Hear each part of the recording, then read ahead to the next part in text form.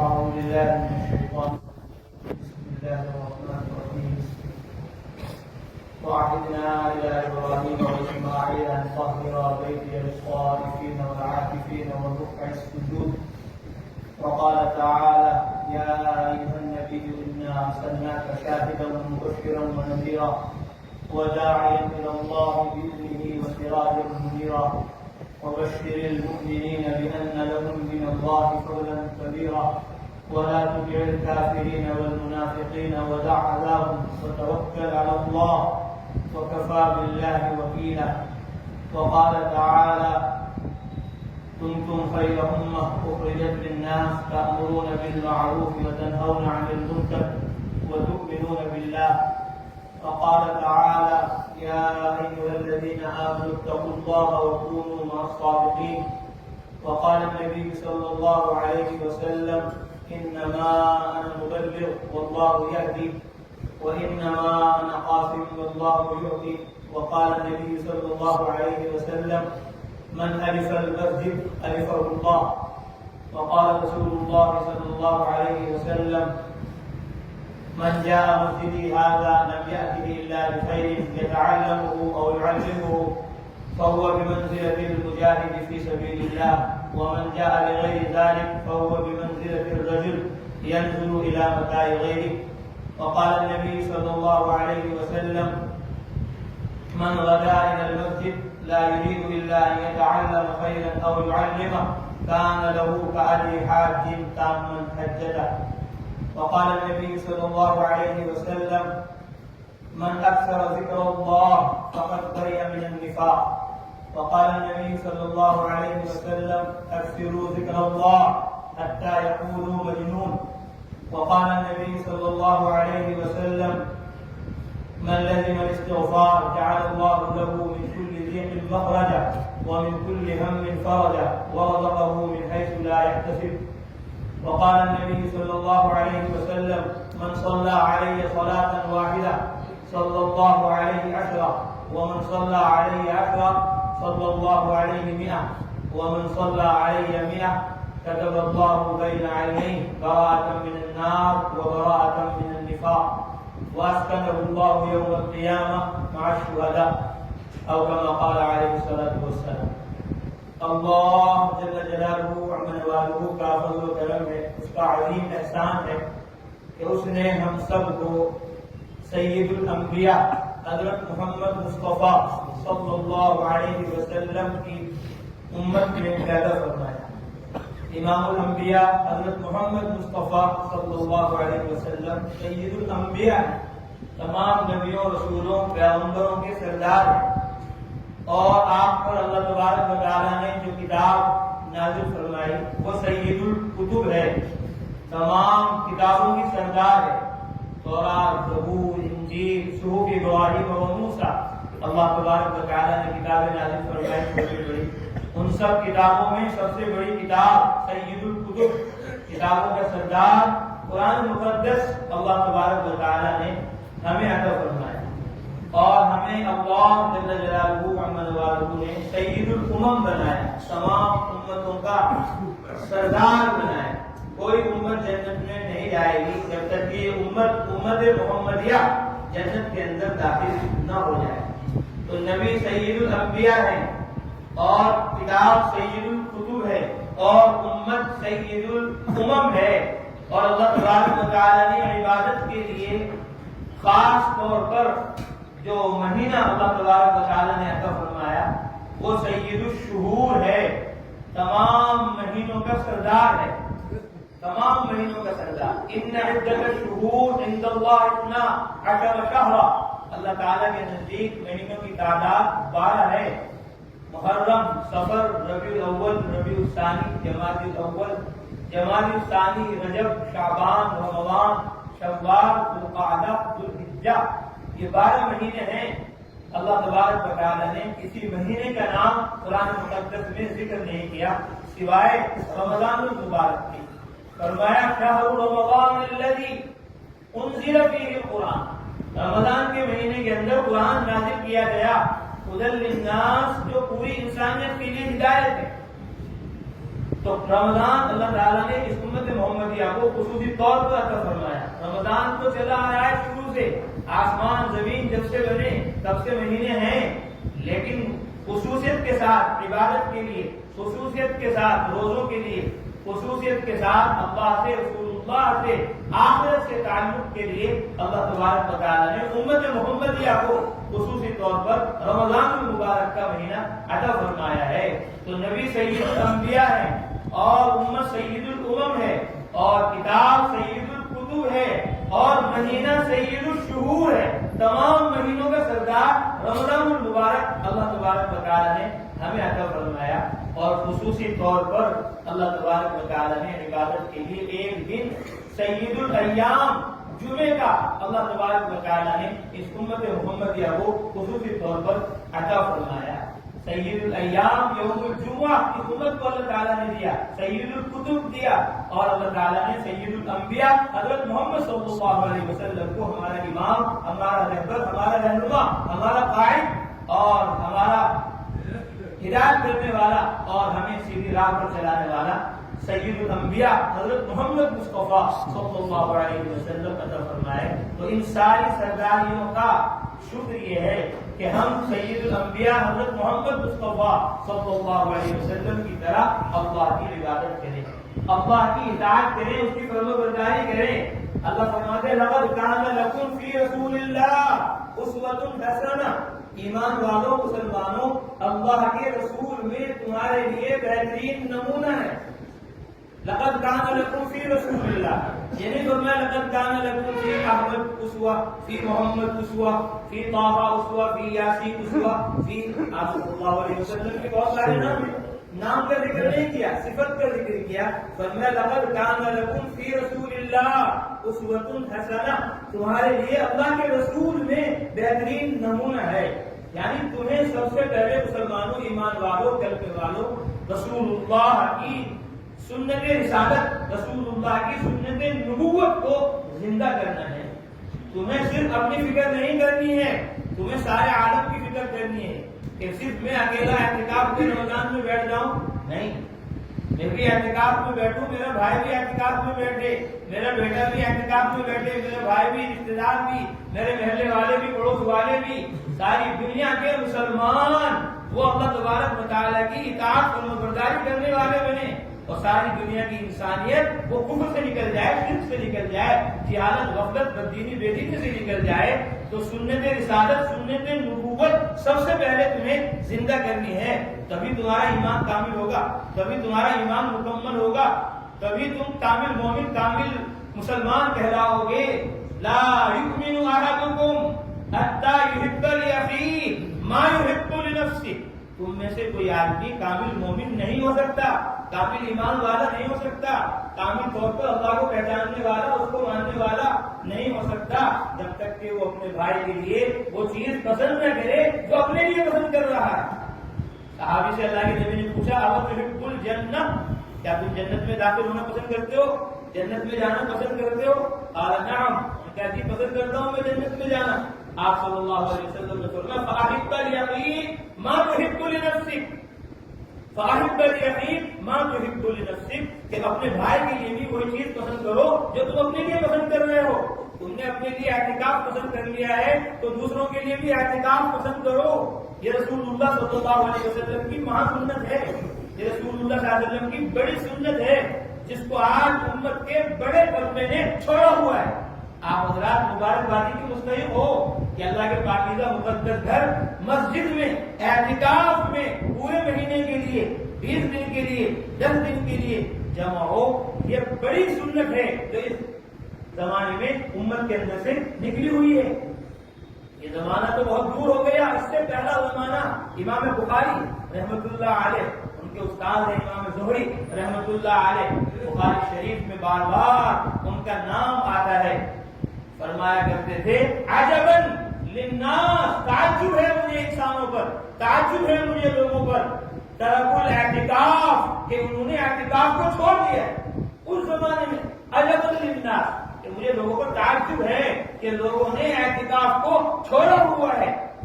وقد كان رسول الله صلی اللہ علیہ وسلم يفعل الشيء ويتركه، حضرت محمد صلی اللہ علیہ وسلم بسا اوقات بہت سی چیزوں پر عمل کرتے تھے اور چھوڑ دیتے تھے.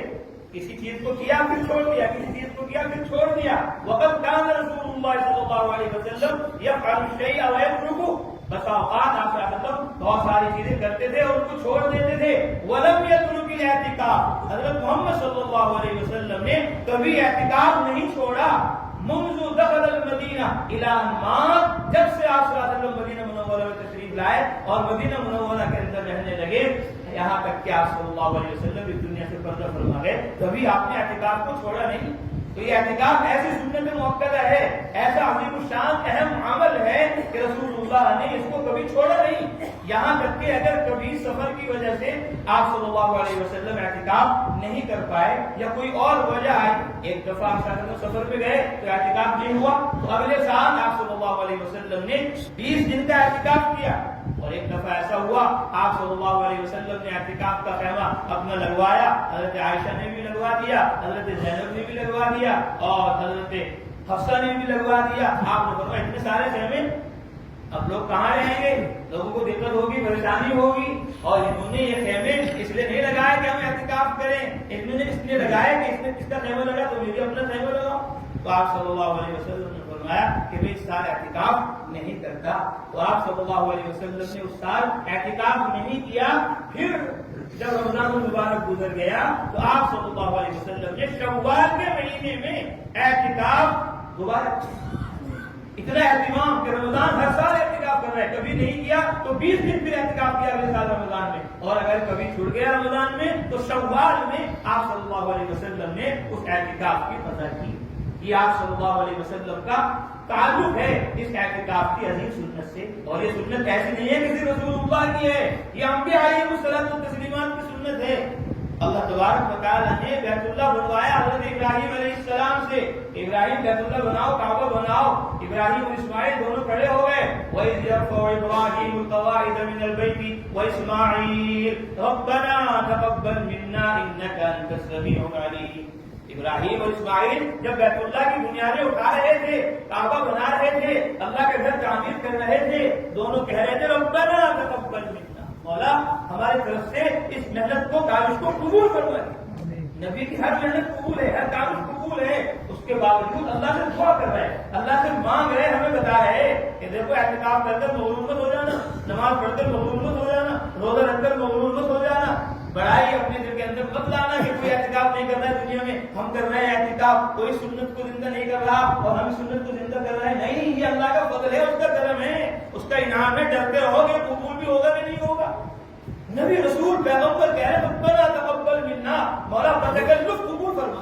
ہماری محنت, کوشش, کاوش ایسی نہیں ہے جو تیری شاعر نشان ہو, جو تیرے حکم کے مطابق ہو, جو تیری منشا کے مطابق ہو. کچھ نہ کچھ قصور, غلطی, خطا ہم سے ہو سکتی ہے. تقبل منا بتکلف, رحم فرما کر, فضل فرما کر, کرم فرما کر مولا اس کو قبول فرما دے. بیت اللہ بن گیا, گھر بن گیا. اللہ فرماتے ہیں وَإِذْ جَعَلْنَا الْبَيْتَ مَثَابَةً لِلنَّاسِ وَأَمْنًا وَاتَّخِذُوا مِن مَّقَامِ إِبْرَاهِيمَ مُصَلًّى. فرمایا جب ہم نے بیت اللہ کو لوگوں کے جمع ہونے کی جگہ بنا دیا, لوگوں کا ماوا بنا دیا, مرکز بنا دیا, لوگوں کے آنے کی, ٹھہرنے کی جگہ بنا دیا, وہ امن اور امن کی جگہ بنا دی کہ امن اگر چاہیے تو بیت اللہ میں آ جاؤ, امن اگر چاہیے تو اللہ کے گھر میں آ جاؤ. امن حکومت میں نہیں ہے, امن سلطنت میں نہیں ہے, بادشاہت میں نہیں ہے, دنیاوی دھندوں میں نہیں ہے. امن بیت اللہ میں ہے, کعبۃ اللہ میں ہے, خدا کے پاکیزہ مقدس گھر میں ہے. امن یہاں ملے گا. جس کو بھی چاہیے امن, جس کو بھی چاہیے سکون, جس کو بھی چاہیے اطمینان, جس کو بھی چاہیے راحت, جس کو بھی چاہیے آرام, وہ بیت اللہ میں ہے, وہ اللہ کے پاکیزہ مقدس گھر کے اندر ہے. رسول اللہ نے فرما دیا المسجد بیت کل تقی وتکفل اللہ لمن کان المسجد بیتہ بالروح والرحمہ والجواد علی الصراط الى رضوان اللہ الى الجنہ. المسجد بیت کل تقی, تو مسجد ہر متقی کا گھر ہے. جیسے اللہ کا گھر ہے ایسے ہی اللہ کے بندوں کا بھی گھر ہے, اللہ کے بندوں کا بھی گھر ہے. تو آپ حضرات متقی ہیں, آپ حضرات خدا سے ڈرنے والے ہیں, آپ حضرات خدا کا خوف کرنے والے ہیں کہ آپ نے خدا کے گھر کو اپنا ٹھکانہ بنا دیا, خدا کے گھر کو اپنا گھر بنا دیا. علماء فرماتے ہیں بیت کسے کہتے ہیں؟ علماء فرماتے ہیں بیت کہتے ہیں مأوى الانسان باللیل, مأوى الانسان باللیل. بیت کہتے ہیں انسان کے رات کے ٹھکانے کو. رات کو انسان جہاں ٹھکانہ پکڑتا ہے اس کا نام گھر ہے، اس کا نام بیت ہے. تو آپ نے ٹھکانہ پکڑ لیا اللہ کے گھر کو کہ ہماری 30 راتیں یہاں گزرے گی، ہماری 20 راتیں یہاں گزرے گی، ہماری 10 راتیں یہاں گزرے گی. رات کا ٹھکانہ جو ہے ہمارا وہ بیت اللہ میں ہوگا، وہ اللہ کے گھر میں ہوگا، تاکہ ہمیں وہ رات عظیم الشان جو اللہ تعالیٰ نے خصوصی طور پر اس امت کو عطا فرمائی. سید الانبیاء نبی ہیں، سید الکتب قرآن ہے، سید الایام یوم الجمعہ ہے، سید الشہور رمضان ہے، اور سید الامم امت محمدیہ ہے، اور سیدۃ اللیالی تمام راتوں کی سردار وہ لیلۃ القدر ہے، وہ شب قدر ہے، جس کی جستجو اور تلاش میں یہ ساری کوششیں ہیں کہ وہ لیلۃ القدر، وہ شب قدر جو 83 برس 1000 مہینے کی عبادت سے افضل اعلیٰ اور بہتر ہے، وہ 83 برس 4 مہینے سے افضل اور اعلیٰ رات ہمیں میسر ہو جائے تو ہم خدا کے ٹھکانے پر پڑ گئے، خدا کے گھر پہ پڑ گئے. یہ اعتکاف اسی لیے ہے، یہ اعتکاف اسی لیے ہے. رسول اللہ صلی اللہ علیہ وسلم نے اعتکاف کیا 10 دن کا، اور پھر فرمایا کہ جن لوگوں نے 10 دن کا اعتکاف میرے ساتھ کیا تھا وہ آپ اعتکاف کے اندر واپس آ جائیں. وہ رات مجھے دکھائی گئی ہے، اس رات کو تلاش کرنا ہے، دوبارہ پھر اعتکاف میں آ جاؤ. صحابہ فرماتے ہیں اعتکفنا مع رسول اللہ صلی اللہ علیہ وسلم، ہم نے رسول اللہ صلی اللہ علیہ وسلم کے ساتھ اعتکاف کیا ہے. کہ اپنے امام صاحب کے ساتھ اعتکاف کرو، اپنے مفتی صاحب کے ساتھ اعتکاف کرو، اپنے شیخ کے ساتھ اعتکاف کرو، اپنے پیر صاحب کے ساتھ اعتکاف کرو، تاکہ ان کی برکتیں، ان کے فیوض تمہیں حاصل ہو سکیں. کہ امام صرف تمہارے نماز میں نہیں ہیں، امام تمہارے روزے میں بھی ہیں، امام تمہارے حج میں بھی ہیں، امام تمہارے زکات میں بھی ہیں، امام تمہارے اعتکاف میں بھی، امام تمہارے اعتکاف میں بھی ہیں. یہ اعتکفنا مع رسول اللہ صلی اللہ علیہ وسلم، ہم نے رسول اللہ کے ساتھ اعتکاف کیا، ہم واپس آ گئے اور پھر ہم رسول اللہ کے ساتھ رہے، اور ہم نے اس رات کو پایا. بارش ہوئی، کچی چھت کی، پانی برسا، رسول اللہ صلی اللہ علیہ وسلم کا سر مبارک، آپ کی پیشانی اور آپ کی ناک ہم نے دیکھی کہ مٹی کا اور پانی کا، کیچڑ کا اس کے اوپر اثر تھا. تو سیدۃ اللیالی اللہ تبارک و تعالیٰ نے لیلۃ القدر عطا فرمائی، جس میں قرآن کو اللہ تبارک و تعالیٰ نے نازل فرمایا. انا انزلناہ فی لیلۃ القدر، کہ ہم نے قرآن کو نازل کیا ہے لیلۃ القدر میں. وما ادراک ما لیلۃ القدر، تمہیں پتہ بھی ہے لیلۃ القدر کیا ہے؟ لیلۃ القدر خیر من الف شہر. تو بیت اللہ اس طرح اللہ کا گھر ہے، ایسے ہی بیت اللہ مسلمانوں کا گھر ہے، بیت اللہ ایمان والوں کا گھر ہے، بیت اللہ متقیوں کا، پرہیزگاروں کا، اللہ سے ڈرنے والوں کا، اس کا خوف رکھنے والوں کا گھر ہے. المسجد بیت کل تقی، کہ مسجد ہر متقی کا گھر ہے. وتکفل اللہ لمن کان المسجد بیتہ، اور اللہ نے ذمہ داری لے لی ہے اس شخص کی جس نے اپنا گھر مسجد کو بنایا. 1 مہینے اپنا گھر مسجد کو بنا دیا، 20 دن اپنا گھر مسجد کو بنا دیا، 10 دن اپنا گھر مسجد کو بنا دیا، پوری زندگی اپنا گھر مسجد کو بنا دیا. کیا فجر، کیا عصر، کیا ظہر، کیا مغرب، کیا عشاء، کیا تہجد، کیا اشراق، کیا اوابین. تتجافى جنوبهم عن المضاجع يدعون ربهم خوفا وطمعا ومما رزقناهم ينفقون كانوا قليلا من الليل ما يهجعون وبالاسحار هم يستغفرون.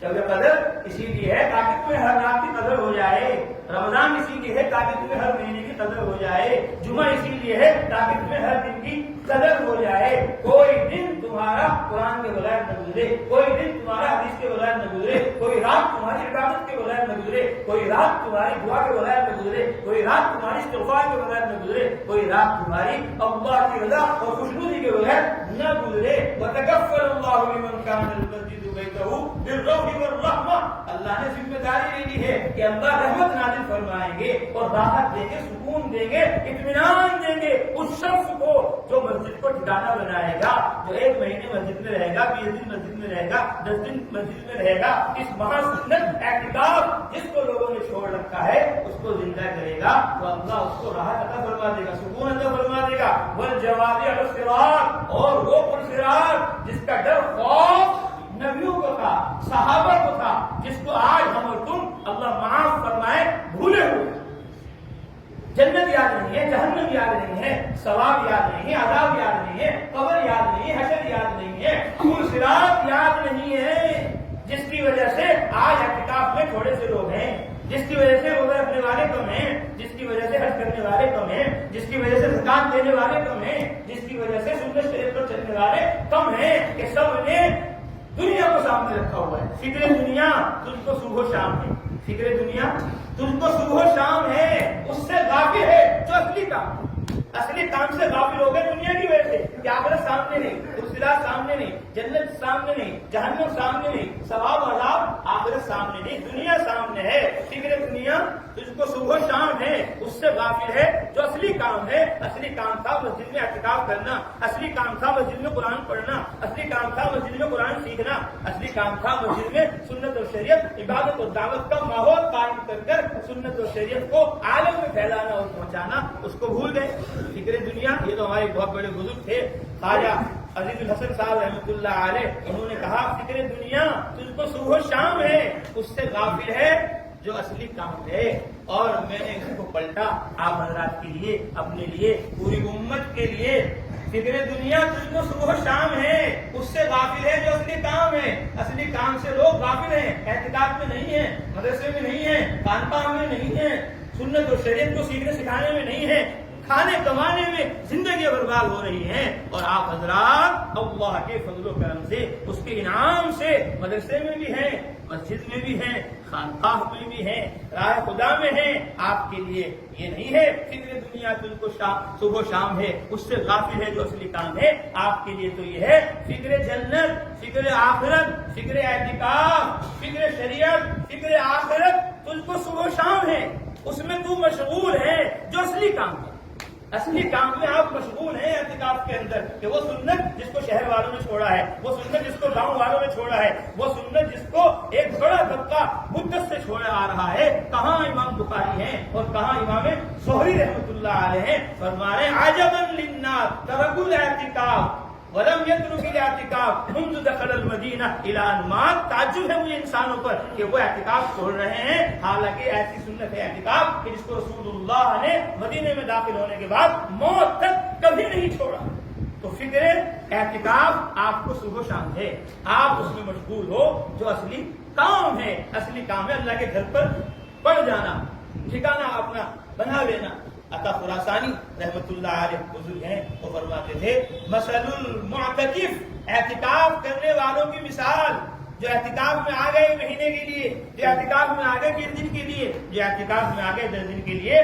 مثل المعتکف مثل الذی القى نفسه بین یدی اللہ تعالی، اعتکاف کرنے والے کی مثال اس شخص کی ہے جو اپنے آپ کو رب العالمین کے سامنے ڈال دے، اپنے آپ کو اس کے سامنے پیش کر دے، اس کے گھر میں آ کر پڑھ جائے. یقول، اور یوں کہ لا ابرح حتی یغفر لی، مولا تیرے گھر کو چھوڑوں گا نہیں، تیرے گھر کو چھوڑوں گا نہیں، تیری مسجد کو چھوڑوں گا نہیں، جب تک کہ تو مجھے معاف نہ کر، جب تک کہ تو میری اصلاح نہ کر دے، جب تک کہ تو میری تربیت نہ کر دے، جب تک کہ تو میرے ظاہر کو باطن کو درست نہ کر دے. مغفرت کیا ہے؟ مغفرت یہی تو ہے کہ آج تک تم نے اعتکاف نہیں کیا تھا، آج تک تم نے نماز نہیں پڑھی تھی، آج تک تم نے روزے نہیں رکھے تھے، آج تک تم نے حج نہیں کیا تھا، آج تک تم نے زکات نہیں دی تھی، آج تک تم نے مدرسوں کی، مسجدوں کی، خانقاہوں کی اہمیت اپنے دل کے اندر نہیں رکھی تھی. فکر دنیا تم کو صبح و شام تھی.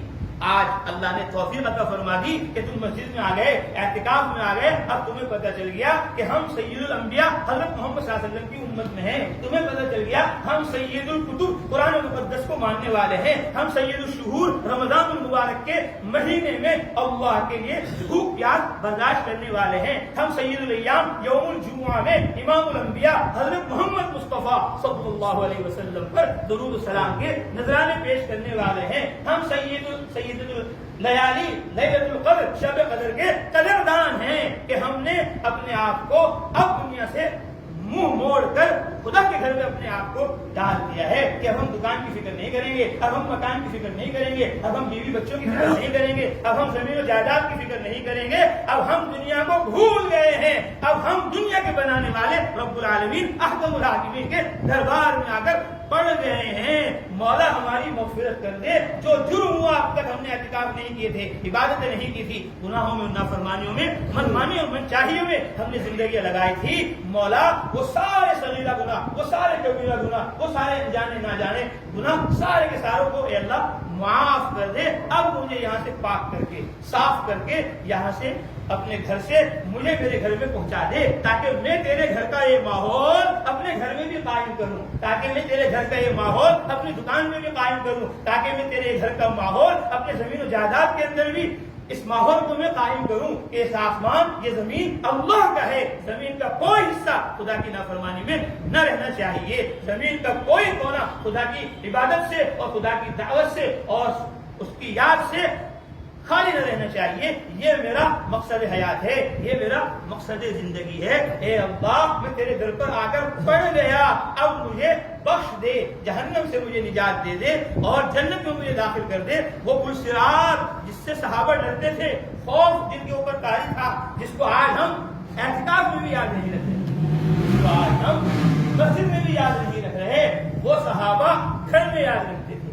عبداللہ ابن رواحہ رضی اللہ تعالی عنہ لیٹے ہوئے ہیں، اپنی بیوی کی گود میں ران پر سر رکھا ہوا ہے اور رو رہے ہیں، آنسو بہا رہے ہیں، ڈر رہے ہیں۔ بیوی بھی دیکھ کر رونے لگی، فرمایا کیا بات ہے، تم کیوں رو رہی؟ کہ میں آپ کو دیکھ کر رو رہی ہوں۔ کہنے لگے مجھے تو اللہ کا قرآن یاد آ رہا ہے، مجھے تو اللہ کا فرمان یاد آ رہا ہے۔ اللہ کہہ رہے وَإِن مِّنكُمْ إِلَّا وَارِدُهَا كَانَ عَلَىٰ رَبِّكَ حَتْمًا مَّقْضِيًّا، ہر حال میں تمہیں پل صراط سے گزرنا ہے، معلوم نہیں میں گزر کر واپس آ جاؤں گا کہ نہیں، پار ہو جاؤں گا کہ نہیں، کچھ خبر نہیں ہے۔ پل صراط مجھے جنت میں پہنچا دے گا یا جہنم میں گرا دے گا، میں رو رہا ہوں۔ وہ بیوی کی گود میں سر رکھ کر جہنم کے خوف سے رو رہے تھے، عذاب کے خوف سے رو رہے تھے، اللہ کے ڈر سے رو رہے تھے، اور ہم مسجد میں رہ کر بھی اللہ کا ڈر خوف ہماری آنکھوں سے ظاہر نہیں ہو رہا ہے۔ وہ امام الانبیاء، وہ امام الرسول حضرت محمد مصطفیٰ صلی اللہ علیہ وسلم صحابی فرماتے ہیں میں نے دیکھا رسول اللہ رات کو اللہ کا فرمان پڑھ رہے ہیں، اللہ کا قرآن پڑھ رہے، کہہ رہے وَإِن تُعَذِّبْهُمْ فَإِنَّهُمْ عِبَادُكَ وَإِن تَغْفِرْ لَهُمْ فَإِنَّكَ أَنتَ الْعَزِيزُ الْحَكِيمُ۔ اے اللہ، اگر آپ ان کو عذاب دیں، ان تعذبہم فإنہم عبادک، تو یہ تیرے بندے ہیں، وَإِن تغفر لہم، اگر آپ ان کو معاف کر دیں تو آپ زبردست ہیں، حکمت والے ہیں۔ فَأَصْبَحَ يُرَدِّدُهَا، رسول اللہ صلی اللہ علیہ وسلم پوری رات اس آیت کو پڑھتے رہے، اس آیت کو پڑھ پڑھ کر روتے رہے، یہاں تک کہ صبح ہو گئی۔ ایک آیت وَإِن تُعَذِّبْهُمْ، آخرت یاد ہے کہ آخرت میں عذاب اگر آپ دیں گے، مولا یہ آپ کے بندے ہیں، معاف کر دو تو آپ حکمت والے ہیں، ان کو معاف کر دو۔ آپ صلی اللہ علیہ وسلم رو رہے، نماز پڑھ رہے، آنسو جاری ہیں رسول اللہ صلی اللہ علیہ وسلم کی، چہرہ آنسو سے تر ہو گیا، سینہ آنسو سے تر ہو گیا، سجدہ جہاں کر رہے وہ تر ہو گیا، رو رہے۔ اے اللہ کے رسول کیا بات ہے؟ اللہ تو کہہ رہے اِنَّا فَتَحْنَا لَكَ فَتْحًا مُبِينًا لِيَغْفِرَ لَكَ اللَّهُ مَا تَقَدَّمَ مِن ذَنبِكَ وَمَا تَأَخَّرَ، اللہ نے آپ کی اگلی پچھلی ساری خطائیں لغزشیں معاف کر دی ہیں۔ اول تو آپ نے خطا کی ہی نہیں، لغزش کی ہی نہیں، گناہ کیا ہی نہیں، نافرمانی کی ہی نہیں، کوئی غلطی خطا اگر ہو بھی گئی مولا کہہ رہے ہیں کہ ہم نے اس کو معاف کر دیا ہے۔ اتنا کیوں رو رہے ہیں، اتنا کیوں آنسو بہا رہے، اتنا کیوں اپنے آپ کو قیام میں، رکوع میں، قومے میں، سجدے میں، جلسے میں، نماز میں، تلاوت میں تھکا رہے ہیں؟ رسول اللہ فرماتے تھے افلا اکون عبدا شکورا، کیا میں اللہ کا شکر گزار بندہ نہ بنوں؟ کیا میں اللہ کا شکر گزار بندہ نہ بنوں؟ میں کیوں نہ روؤں؟ اللہ کہہ رہے ان فی خلق السماوات والارض واختلاف اللیل والنہار لآیات لأولی الالباب، آسمان و زمین کی خلقت میں، آسمان و زمین کی پیدائش میں اور رات اور دن کے اختلاف میں لآیات لأولی الالباب، عقل مندوں کے لیے نشانیاں ہیں۔ اتنا بڑا آسمان یوں ہی نہیں بن گیا، اتنی بڑی زمین یوں ہی نہیں بن گئی، رات خود نہیں آ رہی ہے اور دن خود نہیں آ رہا ہے، آسمان خود نہیں بنا۔ خلق السماوات بغیر عمد ترونها، اس کو رب العالمین نے بنایا ہے۔ ان ربکم اللہ الذی خلق السماوات والارض فی ستۃ ایام، تمہارا رب وہ اللہ ہے جس نے آسمان و زمینوں کو 6 دن میں پیدا کیا۔ اللہ چاہتے تو ایک دن میں پیدا کر دیتے، ایک لمحے میں پیدا کر دیتے، آنے واحد میں پوری کائنات کو وجود بخش دیتے، لیکن آنے واحد میں آسمان و زمین کو نہیں بنایا، 6 دنوں میں اللہ نے آسمان و زمین کو بنایا۔ اور عبداللہ ابن عباس فرماتے ہیں وَإِنَّ يَوْمًا عِندَ رَبِّكَ كَأَلْفِ سَنَةٍ مِّمَّا تَعُدُّونَ، تمہارے رب کا ایک دن 1000 دنوں کے برابر ہے۔ 6000 دنوں میں آسمان و زمین کو بنایا، آنے واحد میں بنا دیتے۔ کیوں بنایا ایک دن میں؟ بتانے کے لیے، سمجھانے کے لیے کہ کوئی کام ایک دم نہیں ہوگا۔ ایک اعتکاف میں تم جنید بغدادی نہیں بن جاؤ گے، ایک اعتکاف میں تم شیخ عبد القادر جیلانی نہیں بن جاؤ گے، ایک اعتکاف میں تم حضرت شیخ الحدیث نہیں بن جاؤ گے، ایک اعتکاف میں تم سنت و شریعت کے پابند نہیں بن جاؤ گے۔ ہزاروں اعتکاف کرنے پڑیں گے، ہزاروں سجدے کرنے پڑیں گے، ہزاروں عبادتیں کرنی پڑیں گی، ہزاروں توبہ استغفار کرنی پڑے گی، ہزاروں دفعہ خدا کے پاکیزہ مقدس گھروں کو آباد کرنا پڑے گا، تب جا کر اصلاح ہوگی، تب جا کر تربیت ہوگی۔ ایک دم ایک چیزے سے تربیت نہیں ہوگی، ایک اشرے سے تربیت نہیں ہوگی، ایک 20 روز سے تربیت نہیں ہوگی، ایک مہینے سے تربیت نہیں ہوگی۔ تربیت کے لیے تو مسلسل مستقل محنت کی ضرورت ہے، حاجت ہے کہ تم اپنے آپ کو ڈال دو بس خانقاہ میں، تم اپنے آپ کو ڈال دو بس اعتکاف میں، تم اپنے آپ کو سپرد کر دو، پیر صاحب کے حوالے کر دو، مردہ بدستے زندہ ہو جاؤ، وہ کہیں کھڑے ہو جاؤ تو کھڑے ہو جاؤ، وہ کہیں بیٹھ جاؤ تو بیٹھ جاؤ، وہ کہیں سو جاؤ تو سو جاؤ، وہ کہیں ذکر کرو تو ذکر کرو، وہ کہیں توبہ کرو تو توبہ کرو، وہ کہیں استغفار کرو تو استغفار کرو، وہ کہیں درود السلام پڑھو تو درود السلام پڑھو۔ وہ جب جو تمہیں کہہ دے ان کی اطاعت کرو، اطاعت سے تربیت ہوگی، اطاعت سے تربیت ہوگی، فرما برداری سے تربیت ہوگی، ماننے سے اصلاح ہوگی، من مانی سے کوئی اصلاح نہیں ہوگی، من مانی سے کوئی تربیت نہیں ہوگی۔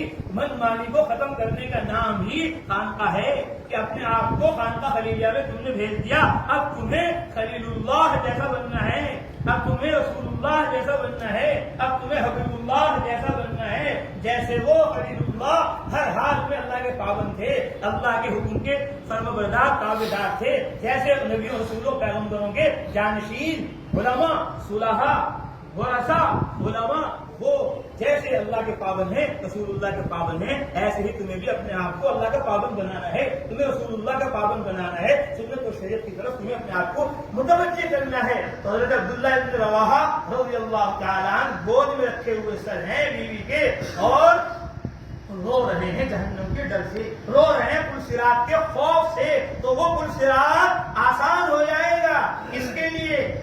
المسجد بیت کل تقی، جس نے اپنا گھر مسجد کو بنا لیا، جو مسجد میں آ کر 10 دن کے لیے 20 دن کے لیے مہینے کے لیے پڑ گیا، والجواز الصراط، پلصراط سے اللہ تعالیٰ اس کو آسانی کے ساتھ پار فرما دیں گے، ورضوان اللہ، اور اللہ تعالیٰ اس کو اپنی رضا کا فرما دیں گے، ورضوان من اللہ اکبر، کہ اللہ کا راضی ہونا یہ سب سے بڑی بات ہے، اور اللہ رضا دے دیں گے اس کو جو 20 دن مسجد میں رہے گا، جو 10 دن مسجد میں رہے گا، جو 1 مہینے مسجد میں رہے گا، اعتکاف کی سنت کے ذریعے سے رب العالمین کے قرب کو حاصل کرے گا، اس کی محبت کو، اس کے یقین کو، اس کی معرفت کو اپنے دل کے اندر داخل کرے گا، اپنا تزکیہ کرے گا، اپنے آپ کو سنوارے گا، سدھارے گا، کہ اللہ اسے پلصراط سے پار کر اپنی رضا دے دیں گے، الی الجنہ، اور جنت میں داخل کر دیں گے۔ یہ جنت میں داخلے کی علامت ہے کہ آپ مسجد میں ہو، آپ اعتکاف میں ہو، آپ اللہ کے پاکیزہ مقدس گھر میں ہو، یہ جنت میں داخلے کی علامت و نشانی ہے جو اللہ نے دنیا ہی میں اعتکاف کرنے والوں کو دکھلا دی۔ اذا مررتم بریاض الجنہ فارتعوا، کہ جب تم جنت کے باغوں میں گزرو، فارتعوا، خوب چلو، خوب وہاں سے نفع حاصل کرو۔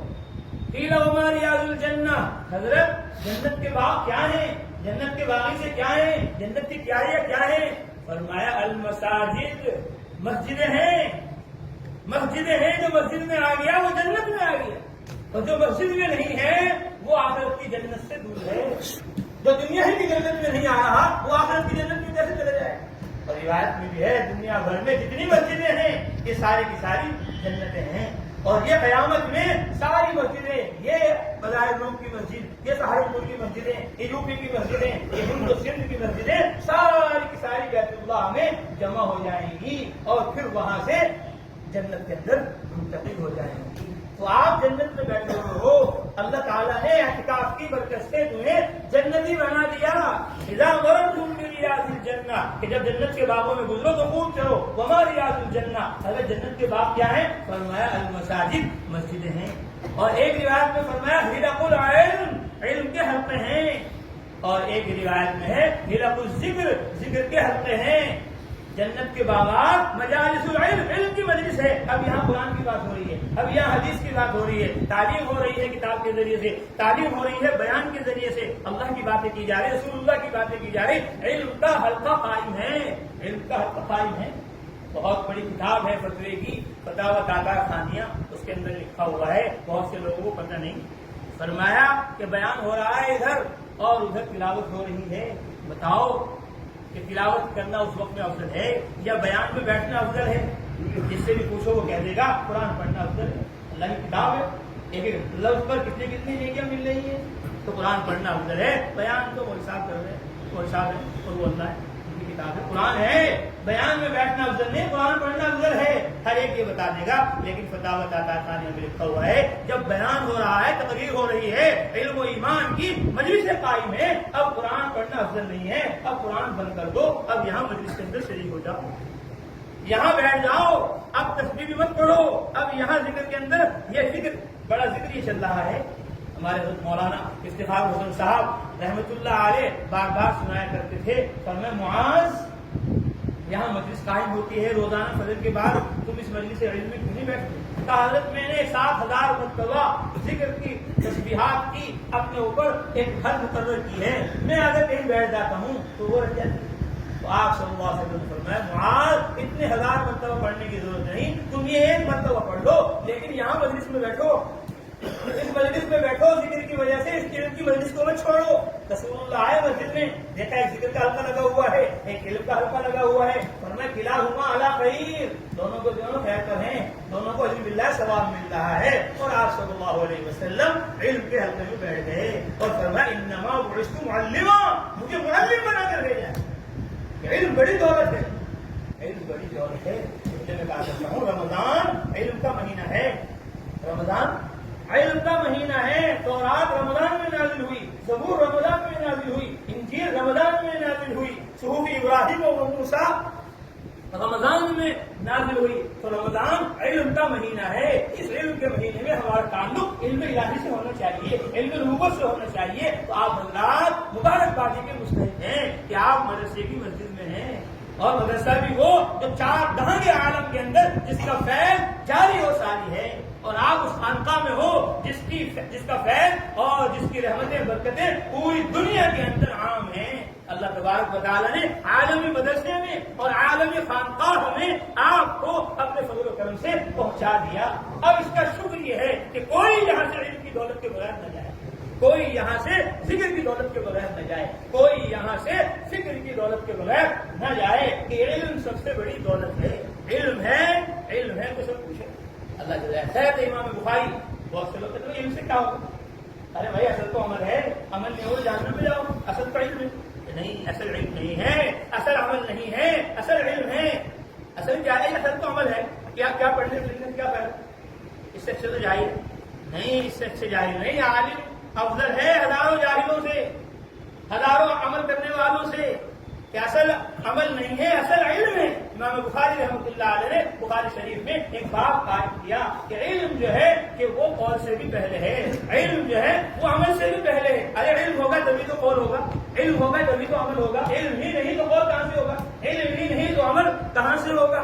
پھر امام بخاری جیسے حدیث کے حافظ ہیں، حدیث کے بڑے عالم ہیں، ایسے قرآن کے بھی حافظ ہیں، قرآن کے بھی عالم ہیں۔ کوئی لفظ آگے حدیث میں فوراً قرآن کی آیت بتا دیتے ہیں کہ بھئی یہ لفظ یہاں حدیث میں بھی ہے اور فلاں آیت میں بھی ہے، اور اس کا معنی اور مطلب یہ ہے۔ جیسے ہمارے شیخ نے فضائل اعمال لکھی ہے، پہلے آیات لکھی ہیں، پھر اس کے بعد احادیث لکھی ہیں۔ ایک بات کو پہلے آیت سے ثابت کیا اور پھر حدیث سے ثابت کیا کہ امام بخاری رحمۃ اللہ علیہ بخاری شریف کو ثابت کرتے ہیں اپنی بات کو آیت سے۔ فرمایا اصل علم ہے، اصل قول نہیں ہے، اصل عمل نہیں ہے، عمل سے قول سے پہلے علم ہے۔ اللہ فرمایا قرآن میں فَاعْلَمْ أَنَّهُ لَا إِلَهَ إِلَّا اللَّهُ، حضرت محمد صلی اللہ علیہ وسلم جان لو، علم حاصل کر لو، اللہ کے سوا کوئی معبود نہیں ہے۔ فَاعْلَمْ جانو پہلے، علم حاصل کرو پہلے، معلوم کرو کہ کائنات میں خدا کے علاوہ میں کوئی معبود ہے کہ نہیں۔ فَاعْلَمْ أَنَّهُ لَا إِلَهَ إِلَّا اللَّهُ، اللہ کے سوا کوئی معبود نہیں۔ وَاسْتَغْفِرْ لِذَنبِكَ، آپ استغفار کیجئے تو عمل۔ فرمایا لا الہ الا اللہ قول ہے اور استغفار عمل ہے۔ فرمایا اس قول سے اور اس عمل سے پہلے علم ہے۔ تو مجلس علم کی قائم ہے۔ رسول اللہ فرما رہے معاذ تم یہاں علم کی مجلس کے اندر بیٹھو کہ علم اصل ہے، علم ہوگا تو عمل ہوگا۔ علم ہے، میں کہا کرتا ہوں علم ہے تو اذان ہے، علم ہے تو اذان ہے، علم ہے تو کلمہ ہے لا الہ الا، علم نہیں تو کیا پتا کون سا پہلا کلمہ ہے، کون سا دوسرا کلمہ ہے، کون سا تیسرا چوتھا پانچواں کلمہ ہے، اور کیا درود ہے، کیا استغفار ہے۔ علم ہے تو کلمہ ہے، علم ہے تو اذان ہے، علم ہے تو تکبیر ہے، علم ہے تو نماز ہے، علم ہے تو تسبیح ہے، علم ہے تو دعا ہے، علم ہے تو قرآن۔ یہ کیا ہے؟ فضائل اعمال ہے؟ نہیں بھائی، قرآن شریف ہے۔ تو علم سے پتہ چلے گا کہ علم ہے تو قرآن ہے، علم ہے تو حدیث ہے، علم ہے تو مسجد ہے، علم ہے تو خانقاہ ہے، علم ہے تو تبلیغ ہے، علم ہے تو آسمان ہے، علم ہے تو زمین ہے، علم ہے تو چاند ہے، علم ہے تو سورج ہے، علم ہے تو ستارے ہیں، علم ہے تو انسان ہے، علم ہے تو جنات ہیں، علم ہے تو ہوا ہے، علم ہے تو سورج ہے، چاند ہے، علم نہیں تو کچھ نہیں۔ یہ کیا ہے؟ معلوم نہیں کیا ہے؟ ارے پنکھا ہے، یہ کیا ہے؟ اوپر آسمان ہے، یہ کیا ہے؟ نیچے خبر لے رہے زمین ہے، یہ کیا ہے؟ ارے یہ ڈھیلا ہے، ارے یہ کیا ہے؟ پتھر ہے۔ کہ علم سے پتہ چلے گا یہ اینٹ ہے، یہ پتھر ہے۔ علم سے پتہ چلے گا یہ آسمان ہے، یہ زمین ہے۔ علم سے پتہ چلے گا یہ ابو ہے، یہ امی ہے۔ علم سے پتہ چلے گا یہ بھائی ہیں، یہ رشتے دار ہیں، یہ دوست ہیں۔ واللہ اخرجکم من بطون امہاتکم، اللہ نے نکالا ہے تمہیں تمہاری ماں کے پیٹوں سے، کس حال میں؟ لا تعلمون شیئا، تم کچھ نہیں جانتے تھے، تمہیں کسی چیز کا کچھ خبر نہیں تھا، کچھ پتہ نہیں تھا، نہ تمہیں قطرہ معلوم تھا، نہ تمہیں سمندر معلوم تھا، نہ تمہیں ذرہ معلوم تھا، نہ تمہیں پہاڑ معلوم تھا، تمہیں کسی چیز کی کوئی خبر نہیں تھی۔ لا تعلمون شیئا، کچھ نہیں جانتے تھے تم۔ وجعل لکم السمع، تو اللہ نے تمہیں کان دیے، اللہ نے تمہیں کان دیے، والابصار، آنکھیں دی۔ کانوں کو پہلے ذکر کیا، آنکھ کو بعد میں ذکر کیا کہ علم سے، علم جتنا کانوں سے آئے گا اتنا آنکھوں سے نہیں آئے گا، اتنا زبان سے نہیں آئے گا۔ آپ کے سامنے کا دیکھ رہی ہے، پیچھے کیا ہے، کیا خبر، پیچھے کیا خبر ہے؟ اور کان چاروں طرف کا سن رہے ہیں، اور کان دو ہیں، زبان ایک ہے۔ کانوں سے سنو، بار بار سنو۔ وجعل لکم السمع، وجعل لکم السمع، ہم نے تمہیں کان دیے ہیں تاکہ تمہیں علم ملے۔ علم کا پہلا راستہ کہ وہ کان ہے۔ حضرت سفیان رحمۃ اللہ علیہ، سفیان ثوری یا سفیان ابن عیینہ فرماتے تھے اول العلم الاستماع، کہ سب سے پہلا جو علم ہے وہ استماع ہے، کہ بیان سنو، تقریر سنو۔ یہ مت کہو کہ ہمیں تو ذکر کرنا ہے، یہ مت کہو کہ ہمیں تو نفلیں پڑھنی ہے، یہ تو بیان کرنے والوں کا کام ہے، یہ تو بیان مولوی صاحب کا کام ہے، ہمارا کام نہیں ہے۔ ہمارا کام تو بس ذکر کے اندر مشغول رہنا ہے، بس تلاوت کے اندر مشغول رہنا ہے، بس عبادت کے اندر مشغول رہنا ہے۔ یہ علمی حلقے یہ ہمارے سے متعلق نہیں ہے۔ نہیں، ہمیں علم کا سب سے زیادہ محتاج ہونا ہے۔ بغیر علم کے کوئی ذکر نہیں ہے، اور بغیر علم کے کوئی عمل نہیں ہے۔ اثر کے بعد نوافل پڑھ رہا ہے، کیا ہے؟ گناہ مل رہا ہے۔ اذان ہو رہی ہے، فجر کی اذان کے بعد نوافل میں مشغول ہو رہا ہے، سورج نکل رہا ہے اور نمازیں پڑھ رہا ہے، عید کا دن ہے اور روزہ رکھ رہا ہے، ایام تشریق ہے اور 5 دن روزہ حرام ہے۔ اب روزہ رکھے گا تو گناہ ملے گا، عذاب